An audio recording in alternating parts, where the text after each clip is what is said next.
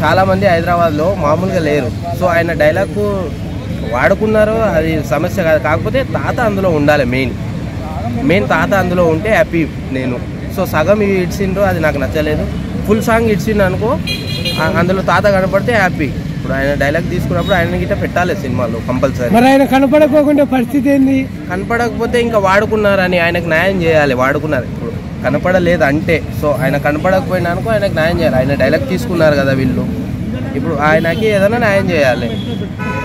Cinema hit అవుతుంది అంటారా? So కుర్చీ తాత వచ్చిన తర్వాత ఆ కుర్చీని మడత పెట్టి దెంగితే హిట్టే అయిపోతుంది ఆ సినిమా, ఇంకా అందులో డౌటే లేదు. సో అది. Thank you. బీజం ఎలా అనిపించింది? బీజం బాగుందన్న, చాలా బాగుందన్న. తాత కనపడలేదన్న, నెత్తి బీపీలు వేస్తుందన్న. శ్రీలీలను మడత పెట్టి దెంగుతే నీ మెడలు ఇరిగిపోతే. తాత లేడని నేను అప్పటి నుంచి చెప్తుంటే వస్తాడు ఫుల్ సాంగ్ లో వస్తాడు, కంగారు పడకు. రాకపోవాలి అప్పుడు చెప్తా నీ పని. అంతే, నన్నే కొడతా?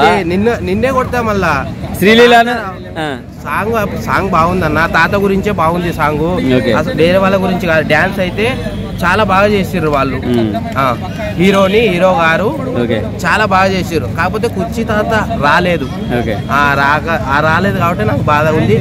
సో ఆయన రావాలి, ఖచ్చితంగా వస్తాడు, రావాలి. ఆయన డైలాగ్ వాడుకున్నప్పుడు ఆయన రావాలి కంపల్సరీ. తమ్మని మ్యూజిక్ ఎలా అనిపించింది? బాగుందన్న, మ్యూజిక్ చాలా బాగుంది. సో అది ఒక వర్డ్ వాడిని చూసినావా, ఇంకా సూపర్ హిట్ సాంగ్ అయితే. Okay bro, thank you.